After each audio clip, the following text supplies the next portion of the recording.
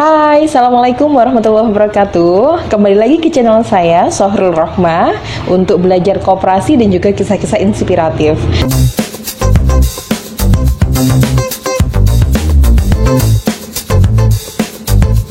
Oke, teman-teman sekalian, ada yang tanya di kolom komentar, bagaimana sih kalau misalnya dalam sebuah koperasi, kemudian kita harus membayar simpanan wajib setiap bulannya, uangnya hilang nggak sih? Kayak gitu. Ya, kalau kita ngomongin soal simpanan wajib, maka kita harus kembali lagi kepada pengertian apa itu simpanan wajib. Oke, terlebih dahulu kita harus mengenal apa yang disebut dengan permodalan koperasi.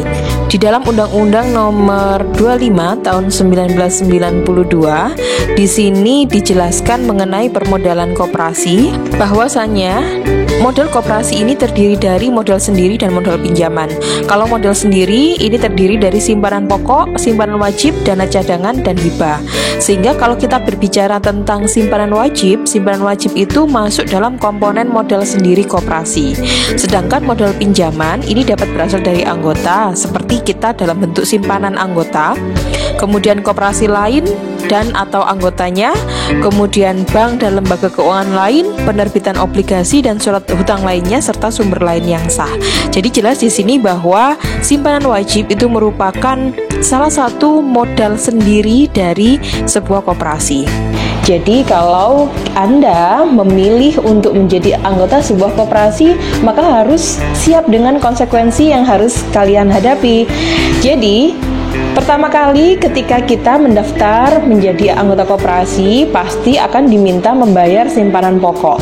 Simpanan pokok ini sekali dibayar ketika kita mendaftar menjadi anggota, dan sekali selama kalian menjadi anggota di koperasi tersebut. Kemudian kalau yang kedua adalah simpanan wajib yang nilainya bervariasi setiap koperasi. Ya, ada yang 20.000, 50.000, atau bahkan mungkin ada yang 500.000, 100 juta, dan seterusnya. Dan simpanan wajib ini dibayar secara periode per bulan. Jadi kalau misalnya teman-teman, kok saya diminta terus bayar ya, uang ini lari kemana? Jangan khawatir. Jadi kalau kita menjadi seorang anggota koperasi, kita sebenarnya punya hak untuk mengetahui kemana aja uang yang kita bayarkan itu dikelola untuk apa aja. Sehingga makanya kalau sekarang koperasi-koperasi itu mulai menerapkan sistem informasi yang memudahkan anggota untuk tahu, oh uang saya dipakai ini kayak gitu. Tetapi kalau misalnya teman-teman mendaftar koperasi tapi nggak diberitahu, nggak jelas uang ini digunakan untuk apa dan seterusnya, maka kalian harus muncul tanda tanya di situ. Benar nggak sih koperasi ini, atau hanya sekedar label koperasi saja, atau alias koperasi abal-abal? Nah itu perlu dikaji lebih lanjut. Nah, kemudian simpanan wajib itu digunakan untuk apa aja? Mari kita kepoin. Saya berikan contoh untuk laporan keuangan di koperasi, salah satu koperasi di Surabaya. Kalau kita perhatikan di dalam neraca itu kan ada unsur aktiva dan satunya adalah pasiva. Jadi aktiva ini merupakan harta kekayaan yang dimiliki oleh sebuah koperasi. Kemudian pasiva berarti dia termasuk hutang dan juga permodalan. Simpanan wajib itu masuk di aspek pasiva, dan di sini misalnya simpanan pokok, wajib, sukarela, dana cadangan umum, dan SHU berjalan. Ini ada berapa aja ada di sini. Kemudian ini adalah sumber dana dari koperasi ya. Kemudian ini simpanan sukarela dari anggota, bisa berupa simpanan mudhorobah, tarbiyah, dan seterusnya. Kemudian ini adalah pembiayaan antar koperasi. Jadi misalnya ini contohnya adalah koperasi X ini memiliki pinjaman ke koperasi yang lain, kemudian ke bank juga, kemudian ada dari dana bergulir dan seterusnya. Nah, dana yang diperoleh di sini ini dikelola kemudian untuk menghasilkan sebuah pendapatan nantinya. Jadi dari dana yang dikumpulkan ini digunakan untuk apa aja? Oh, kasnya sekian, kemudian ditempatkan pada bank sekian. Kemudian ini antar koperasi aktiva ini maksudnya kita memiliki dana di koperasi tersebut sekian.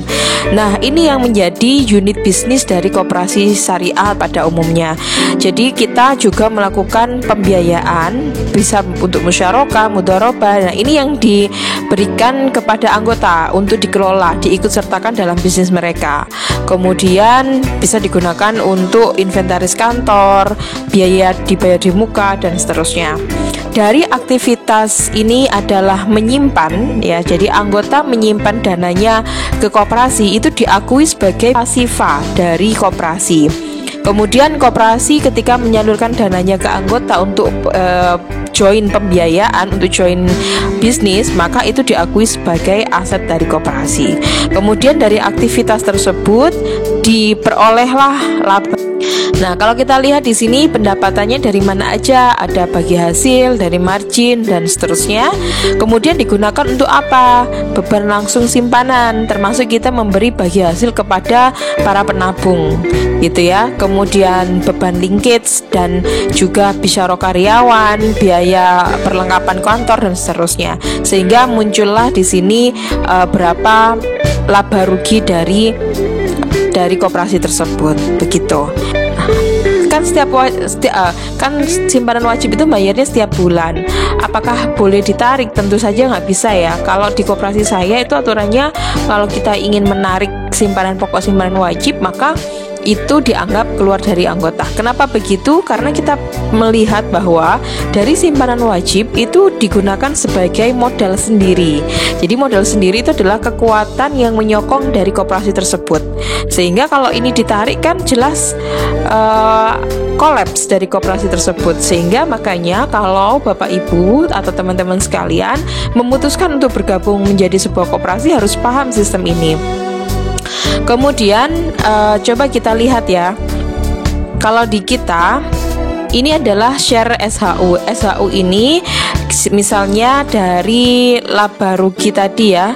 Jadi laba katakanlah di sini ada 30 juta. Terjadi laba 30 juta, maka kita gunakan 30 juta itu dibagi untuk apa aja. Nah, ini pembagiannya. Pembagiannya ini disepakati di dalam rapat anggota tahun kemarin. Jadi ini untuk anggota 60%, pengawas, pengurus, pengelola, penyertaan anggota. Nah, dari 60% untuk share anggota ini dibagilah secara lebih rinci. Nah, ini nama anggota, mereka punya simpanan pokok wajibnya berapa. Coba kalau kita perhatikan di sini. Simpanan wajib ini tidak semua anggota memiliki ya. Karena yaitu tadi, kita tidak, mungkin ada koperasi yang sangat mewajibkan banget. Jadi kalau mereka biasanya diambilkan dari ketika angsuran, atau benar-benar harus membayar, kalau tidak ada punishment dan seterusnya. Karena di kita ini lebih mengedepankan edukasi ya. Jadi simpanan wajib pun banyak yang belum membayar, kayak gitu. Sehingga kita memberikan reward tentunya kepada mereka-mereka yang lengkap untuk simpanan wajibnya, kayak gitu ya. Nah, ini kita tunjukkan. Kemudian total simpanan ini adalah simpanan sukarela, wajib, dan yang mereka miliki. Kalau ini berbeda dengan yang tadi, yang tabungan ya. Ini yang masuk di aspek permodalan. Kemudian keaktifan simpanan ini kita beri bobot 70%. Ini antara 70% atau 30%, ini tergantung dari koperasinya ya. Jadi semuanya disepakati di rapat anggota tahunan. Kita berikan bobot 70% karena kita menyadari bahwa anggota kita itu sangat tidak aware terhadap pembayaran simpanan pokok, simpanan wajib. Kalau simpanan pokok harus membayar ya ketika mendaftar, tapi simpanan wajib ini yang agak sulit. Oleh karena itu kita mengapresiasi bagi mereka yang sudah membayar banyak. Kemudian margin pembiayaan. Margin pembiayaan ini artinya anggota tersebut berkontribusi terhadap pendapatan itu udah berapa banyak. Jadi ini marginnya aja ya, atau bagi hasilnya. Jadi bukan besar kecilnya pembiayaan yang didapat dari koperasi, tapi berapa besar kecilnya bagi hasil atau margin yang diberikan kepada koperasi. Jadi itu akan lebih fair. Karena kalau di kita itu pembiayaan itu sistemnya kayak negosiasi, mau ngasih bagi hasil berapa persen, atau atau dapatnya keuntungannya berapa persen kan nggak mesti. Jadi kita akan memberikan apresiasi kepada anggota yang memberikan margin paling banyak. Nah, dari sini bisa kita lihat, kita bobot, kemudian ini adalah total bagi hasil yang didapat. Kalau kita perhatikan, buat anggota yang sangat tidak aktif ya, bagi hasilnya cuma 2.000 sekian, karena dia hanya bayar simpanan pokok aja. Tetapi kalau kita perhatikan, ada yang memiliki simpanan wajib. Nah, ternyata 93.000 selama setahun dari total uang yang dia taruh 2.197.000. Equivalent rate ya bisa dapat sekitar 4,3% setahun. Oke lah. Kemudian ada juga yang paling banyak nih, misalnya kita ambil contoh ini 144.000.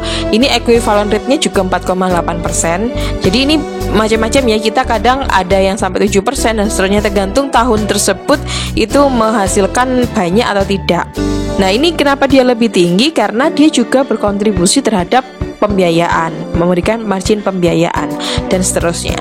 Jadi begitu, untuk memanfaatkan simpanan wajib itu adalah digunakan untuk seperti ini. Sehingga buat teman-teman yang masih bingung simpanan wajib ini digunakan untuk apa, Anda sebagai anggota koperasi memiliki hak untuk mengetahui informasi tersebut dari pengurus koperasi. Nah, karena teman-teman sudah mengetahui apa manfaat dari simpanan pokok sama simpanan wajib, maka ayo semakin rajin membayar simpanan wajibnya. Toh juga kembali lagi pada teman-teman juga manfaatnya, yaitu mendapatkan SHU yang lebih banyak. Tetapi jika teman-teman merasa keberatan dalam arti saya nggak bisa membayar simpanan wajib setiap bulannya atau apa, itu kembali lagi kepada aturan koperasi tersebut. Ada yang mereka itu mewajibkan, karena memang simpanan wajib harusnya wajib ya. Tapi kalau koperasi yang saya pimpin itu kami lebih pada menerapkan pada aspek edukasi. Jadi kalau simpan wajib seharusnya misalnya anggota tersebut punya angsuran kepada koperasi, maka biasanya beberapa koperasi itu langsung menambahkan pada jumlah angsuran tersebut. Itu tidak bisa kita salahkan juga, karena memang edukasi atau pemahaman masyarakat mengenai simpan wajib yang masih terbatas, sehingga kalau nggak dipaksa begitu mungkin mereka juga nggak akan bayar gitu. Ini yang saya alami ya, seperti yang di koperasi yang saya pimpin, kalau nggak dipaksa ya juga nggak bayar, tapi kita tidak menambahkan pada angsuran gitu ya. Sehingga kita pada akhir tahun kita tunjukin, ini loh anggota yang membayar simpanan wajibnya dengan baik, dengan teratur, itu mendapatkan sisa hasil usaha yang juga lebih tinggi. Ataupun kita berikan reward, biasanya apalagi ibu-ibu ya di desa itu, mereka kalau di akhir tahun bagi yang membayar simpanan wajib paling rajin, paling banyak gitu ya, sesuai dengan jumlah yang ditentukan, sesuai juga dengan waktunya dia gitu selama bergabung, maka kita berikan reward entah berupa panci yang bagus gitu, kemudian alat-alat masak, itu seneng banget. Nah, jadi manfaatnya kembali lagi kepada anggota tersebut. Lalu bagaimana kalau anggota itu mengambil simpanan wajibnya? Ini juga kembali lagi kepada aturan dari masing-masing koperasi. Kalau di kami itu mohon maaf, berarti kalau misalnya yang bersangkutan mengambil lagi simpanan wajibnya atau bahkan simpanan pokoknya, maka itu dikatakan keluar menjadi anggota koperasi. Dan di kami sekali kita teman-teman keluar dari anggota koperasi di kami, maka mohon maaf tidak bisa kembali lagi. Hal ini untuk apa? Untuk meminimalisir bahwa orang keluar masuk hanya untuk uji coba aja gitu. Oke, mungkin seperti itu teman-teman mengenai simpanan wajib. Semoga jawaban saya bermanfaat dan memberikan pemahaman yang lebih kepada teman-teman untuk mengetahui apa sih koperasi tersebut, terutama dari aspek simpanan pokok dan simpanan wajib. Oke, terima kasih. Jangan lupa subscribe, like, komen, dan juga share kepada teman-teman kalian jika video ini bermanfaat. Terima kasih. Assalamualaikum warahmatullahi wabarakatuh.